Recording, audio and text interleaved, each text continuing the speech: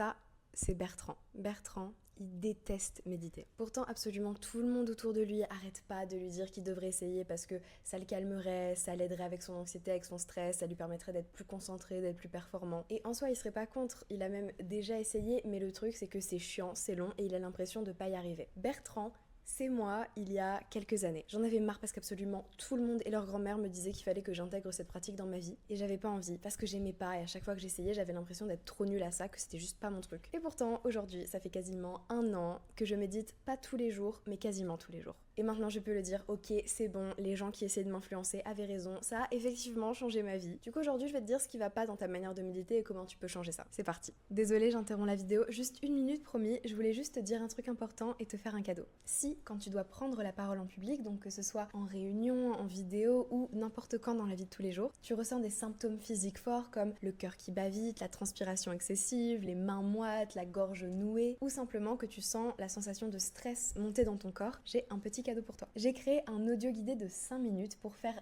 redescendre la pression juste avant une prise de parole. L'objectif c'est de t'apaiser rapidement quand la pression monte, de revenir à un état plus calme et de transitionner de manière fluide vers l'action de ta prise de parole. Si ça te parle et que tu as envie de l'essayer, c'est complètement gratuit, tu peux le récupérer via le premier lien en description. Je te laisse avec la suite de la vidéo, merci beaucoup d'être là, ça me fait vraiment trop plaisir et tant que j'y suis, oublie pas de t'abonner à la chaîne si c'est pas déjà fait. Le but de cette chaîne c'est des conseils 5 étoiles chaque semaine pour t'aider à progresser concrètement et à vraiment changer ta vie. Je suis aussi très active sur Instagram, je donne plein de conseils et je poste beaucoup plus, donc si jamais tu veux avoir du contenu un peu plus quotidien, n'hésite pas à me suivre là-bas aussi. Et surtout, laisse-moi un commentaire, j'adore lire vos commentaires, je lis absolument tout. Je suis fan de vous, donc n'hésitez pas à interagir avec moi, ça me fait trop plaisir. C'est bon, j'ai fini de faire ma pub, retour à la vidéo. Déjà, premier truc, le truc le plus important, c'est enlever la notion de performance de la pratique de la méditation. Avant, je pensais que réussir ma méditation, notion erronée, on y reviendra plus tard, c'était ne penser à rien. Arrêter complètement le flot de pensées dans ma tête, sauf que on n'est pas des moines bouddhistes en fait. L'objectif, c'est pas d'arrêter le flot de pensée, c'est super difficile, je pense que je n'y arriverai jamais de ma vie personnellement.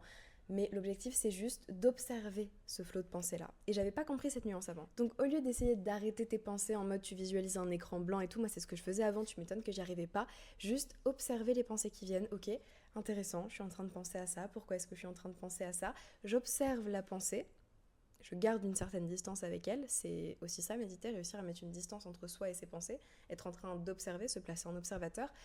Et au lieu d'essayer de ne pas penser, je regarde la pensée et en fait, quand on regarde une pensée en tant que telle, en tant que pensée, elle va partir. Donc je lui donne la permission d'être avec moi et en lui donnant la permission d'être avec moi, je lui donne aussi la permission de s'en aller. Donc déjà, au lieu d'essayer de penser à rien, essaye d'observer tes pensées, c'est déjà très bien. Ensuite, avant, j'attendais des résultats immédiats. J'avais l'impression qu'il fallait que j'atteigne quelque chose et du coup j'étais déçue et du coup je finissais par abandonner au bout de 2 méditations qui marchaient pas pour moi. Mais en fait déjà, c'est quoi un résultat en méditation? Parce que spoiler alert, si t'as envie de commencer à l'éviter et effectivement du coup de n'avoir aucune pensée dans ta tête, bah spoiler alert, tu vas échouer. Et je sais pas à quoi je m'attendais avant, mais je pensais que j'allais réussir au bout de 3 méditations à ne penser absolument à rien. Aujourd'hui pour moi une méditation réussie c'est quoi? C'est une méditation qui me rend plus calme. Donc si je rentre dans la méditation et que je sors de la méditation plus calme que quand je suis rentrée, bah j'ai réussi ma méditation.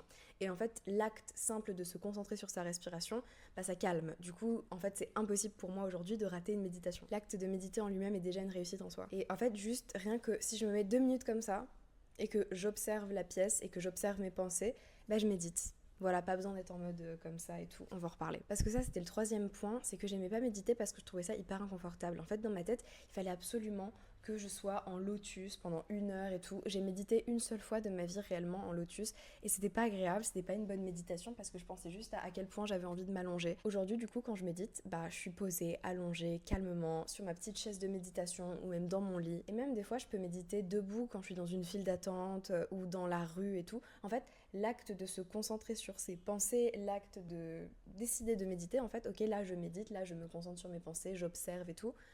Bah c'est méditer. Il y a 1000 façons de méditer. Guidé, avec de la musique, dans le silence complet, en marchant, dans une file d'attente ou même en faisant du yoga, un truc que j'aime bien aussi. Et ça dépend aussi de ton mood, par exemple, je vais pas faire la même méditation tous les jours. Juste se concentrer sur sa respiration et observer les pensées qui passent. Bam, méditation. Évidemment, ça aide, si t'es comme moi, de se créer un petit environnement propice à la méditation. Moi voilà, mes petites lumières, un peu coucher du soleil, un peu ambiance tamisée et tout, ça va forcément m'aider à méditer parce que je suis une créature esthétique, enfin qui en tout cas apporte beaucoup d'importance à l'esthétique. Et du coup, si mon appartement a l'air d'un appartement d'une meuf qui médite, bah je vais plus méditer. C'est QFD. Du coup, pour résumer, la prochaine fois que tu veux méditer, au lieu de te mettre en lotus sur une pierre et d'essayer de l'éviter, mets-toi comme t'as envie, confortable, concentre-toi sur ta respiration et observe les pensées qui passent.